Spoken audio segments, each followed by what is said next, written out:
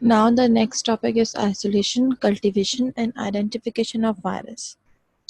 How we isolate the virus from a sample, from an biological sample, how we cultivate them, and how we identify that the specific organism is a virus. इसको start करें उससे पहले मैं ये बता दूं कि virus को ग्रो करना लैब में, लेबॉर्ट्री में और आर्टिफिशियली उसको ग्रो करना बहुत मुश्किल है. We need any living cell, क्योंकि virus are totally depend, they are obligate parasite and they are totally depend on any living species, any living cell to grow and to replicate. तो इनको अगर हम laboratory में grow करें, तो replicate करें, हम जैसे बैक्टीरिया को ग्रो करते थे आर्टिफिशियल मीडियम प्रोवाइड करके, सोर्सेज प्रोवाइड करके, कार्बन सोर्स, नाइट्रोजन सोर्स उस मीडिया में ऐड कर रहे हैं और फिर वो उन न्यूट्रिशन गेन करके ग्रो कर जाए. ऐसा वायरसेस के साथ नहीं होता. They are difficult to cultivate, they are difficult to grow, they are difficult to replicate. क्यों? क्योंकि वी नीड बॉडी के अगेंस्ट अगर हम ग्रो करना चाह रहे हैं, हम आइडेंटिफिकेशन के लिए ग्रो करना चाह रहे हैं, स्टडी पर्पसेस के लिए ग्रो करना चाह रहे हैं, कल्टीवेट करना चाह रहे हैं और डिफरेंट बायोलॉजिकल सैंपल से उनको आइसोलेट करना चाह रहे हैं. एक टिश्यू फ्रैगमेंट से मुझे पता होना होगा कि इसमें वायरस मौजूद है, तो मैं उस टिश्यू फ्रैगमेंट से डिफरेंट ऑर्गेनिज्म को, बैक्टीरिया भी अगर उसमें है, वायरस अगर उसमें है, अपने मतलब का वायरस मैं उसमें से कैसे आइसोलेट करूं. तो उसके लिए मुझे बैक्टीरिया को ग्रो करना पड़ेगा इन लेबॉर्ट्री आर्टिफिशियली. और आर्टिफिशियल ग्रो करने के लिए मुझे मीडिया के थ्रू उसको न्यूट्रिशन देने का कोई फ़ायदा नहीं होगा, क्योंकि virus are totally depend on, they are obligate parasite and they are totally depend on any living cell. तो living cell जब तक नहीं होगा तब तक हम वायरस को ग्रो नहीं कर सकेंगे. तो viruses must be grown in a living cell. जैसे कि बैक्टीरिया फिश को जब हमें ग्रो करना होगा तो हमें एक प्लेक्स जो है लॉन का, अगर हमें बैक्टीरियोफेजिस को ग्रो करना है तो हमें एक डेंस मीडियम रिक्वायर्ड है, लॉन ऑफ बैक्टीरिया. जैसे कि यहाँ पे प्लेक्स मौजूद है, from plaques of on a lawn of bacteria. तो आपने एक मीडिया को ग्रो करवाया, उस मीडिया में आपके पास बैक्टीरिया मौजूद थे.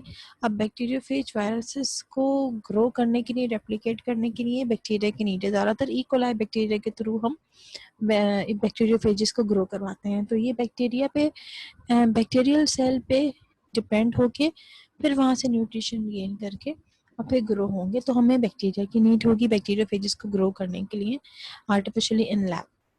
अच्छा, उसके अलावा एनिमल टिश्यू, एनिमल वायरसेस के लिए में एनिमल टिश्यूज रिक्वायर्ड होंगे, एनिमल सेल रिक्वायर्ड होंगे.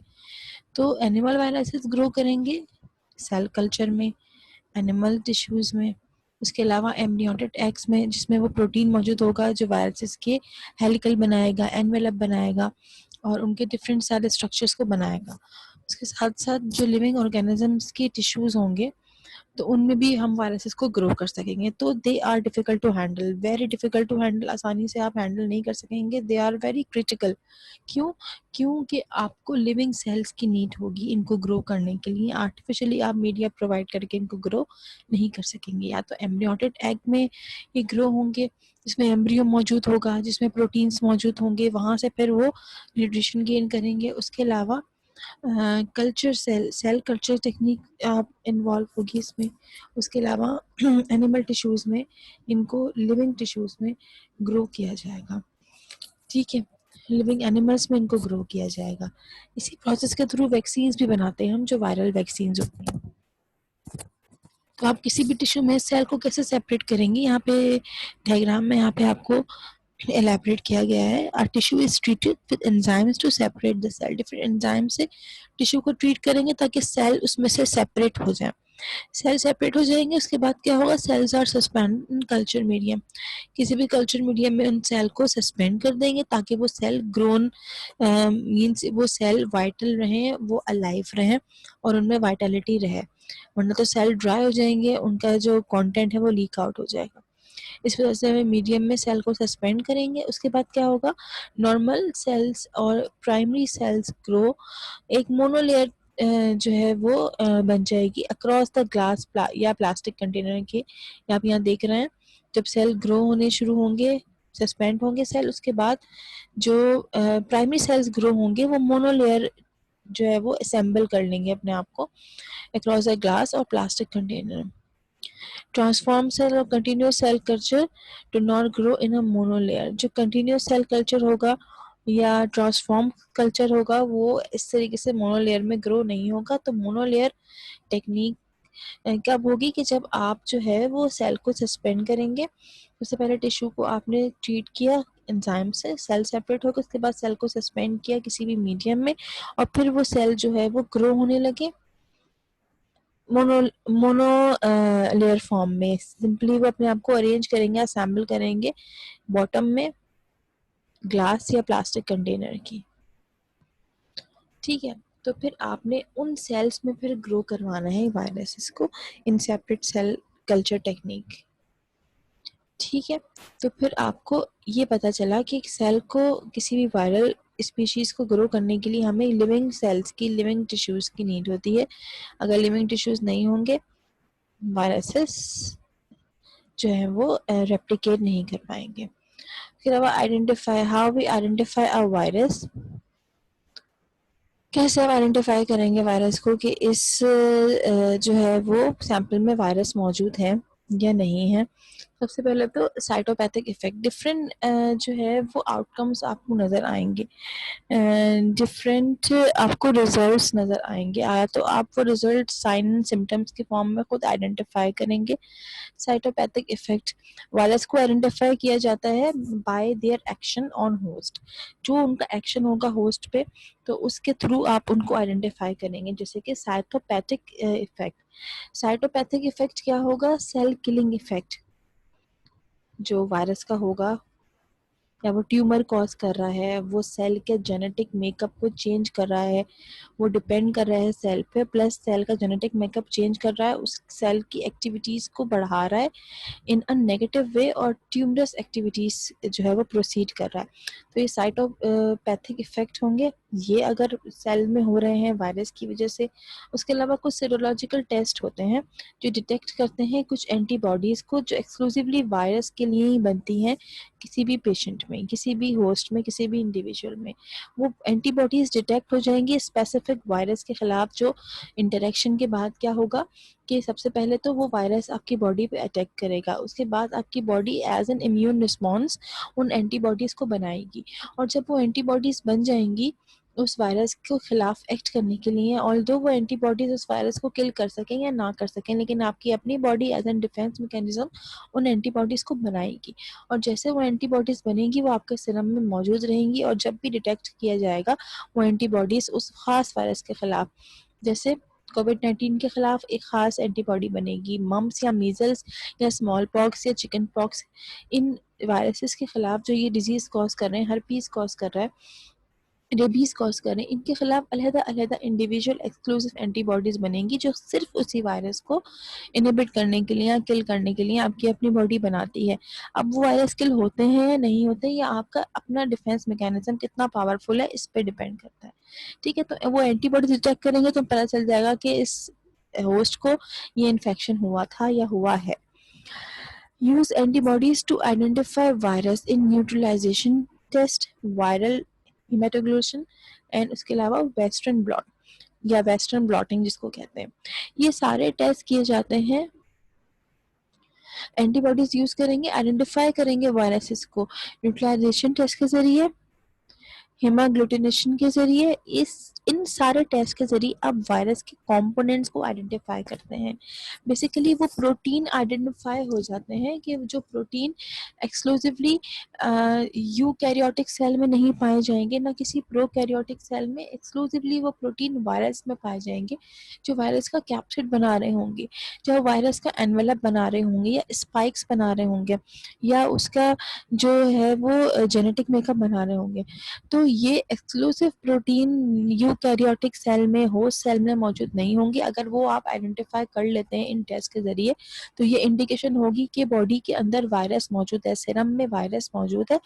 वो सीरम में क्यों मौजूद आया वायरस, कैसे आपने आइडेंटिफाई किया कि डिफरेंट स्ट्रक्चरल कंपोनेंट्स आपने आइडेंटिफाई कर लिए, वो प्रोटीन आइडेंटिफाई कर लिए जो उसका कैप्सिड बना रहे थे।